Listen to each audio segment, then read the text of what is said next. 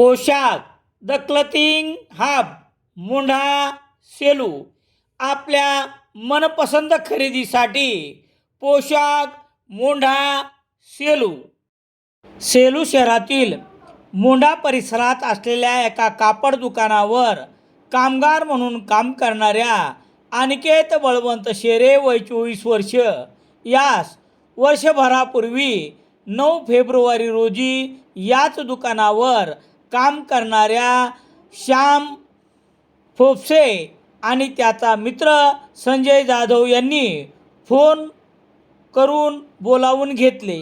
शहरात दारू पिऊन आणि पाथरी रस्त्यावर असलेल्या एका हॉटेलवर जेवण केल्यानंतर या तिघांनी दुचाकी स्टेशनवर ठेवून रेल्वेतून परभणीकडे रवाना झाले.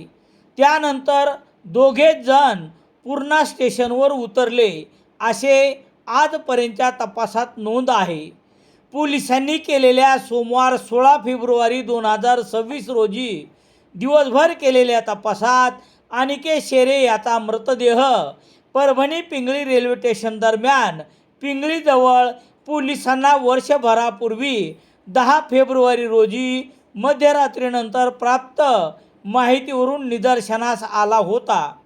मयत झालेल्या अनिकेत शेरे याच्याजवळ ओळख पटेल असे काहीच नसल्याने अनिकेत शेरे याच्या पार्थिवावर शवाग्रहातील मुदतीनंतर अंत्यसंस्कार करण्यात आले अशी माहिती अनिकेत शेरे यांच्या वडिलांसह इतर नातेवाईकांना आज सोमवार 16 फेब्रुवारी रोजी घटनास्थळ दाखवून देण्यात आली. अंगावरील कपडे यावर घरच्यांना खात्री पटली तेव्हा अनिकेत शेरे याच्या बहिणीने जागेवरच हंबरडा फोडला. अनिकेत शेरे याच्या अपहरणानंतर मिळालेल्या माहितीवरून घरच्यांना अनिकेत शेरे हा श्याम फोपसे आणि संजय जाधव या मित्रासोबत गेला होता हे कळले.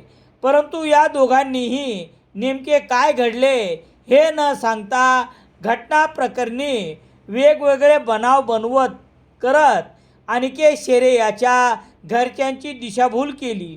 हे शेरे परिवाराने पोलिसाकडे दिलेल्या जबाबावरून स्पष्ट होते. बळवंत शेरे यांना अनिकेत शेरे हा एकच मुलगा आणि निकिता शेरे एकच मुलगी आहे. आपल्या एकुलत्या एक मुलगा बेपत्ता झाल्यामुळे आणि ज्याच्याबरोबर गेला त्यांनी म्हणजेच अनिकेत शेरे याच्या मित्रांनी फारसा प्रतिसाद न दिल्यामुळे 15 फेब्रुवारी 2025 रोजी सेलू पोलीस ठाण्यात मिसिंग दाखल करण्यात आली. यानंतर शेरे परिवारास पोलिसांकडून फारसा प्रतिसाद मिळत नसल्यामुळे हे प्रकरण ॲडव्होकेट महादेव चट्टे यांच्यामार्फत न्यायालयात दाखल केले. तेव्हा न्यायालयाने पोलिसांना गुन्हा दाखल करण्याचे आदेशित केल्यानंतर 1 फेब्रुवारी 2026 रोजी गुन्हा दाखल करण्यात आला. गुन्हा दाखल झाल्याप्रकरणी पोलीस वेगवेगळे कारण देऊन आरोपींना उचलत नाही असे वाटल्यावर थेट बळवंत शेरे आणि त्यांच्या पत्नी अंजना शेरे यांनी 12 फेब्रुवारीपासून 14 फेब्रुवारी 2026 पर्यंत पोलीस ठाण्यासमोर धरणे आंदोलन केले. येथेही पोलिसांनी झुकते माप आरोपींना देऊन आंदोलन करणाऱ्या शेरे परिवारास परवानगीच्या नावाखाली उपोषण बेकायदेशीर ठरवून साधा शामियाना न लावू दिल्यामुळे भर उन्हात आंदोलन करावे लागले.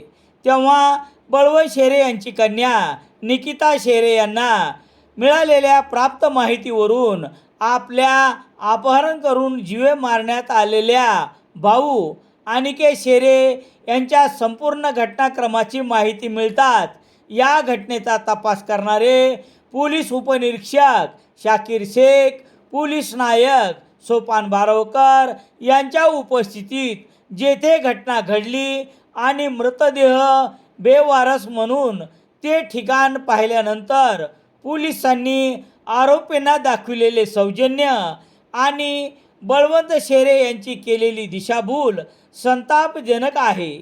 एवढे निष्पन्न होऊन देखील पोलिसांनी सोमवार 16 फेब्रुवारी 2026 रोजी रात्री 9 वाजेपर्यंत आरोपीला अटक केली नाही. हे विशेष म्हणून पोलिसांना धन्यवाद द्यावा की असा प्रश्न शेरे परिवारांना पडला आहे. सेलू शहरात दैनिक लोकसत्ता घरपोच मिळण्यासाठी Balaji newspaper agency, bus stand, Selu.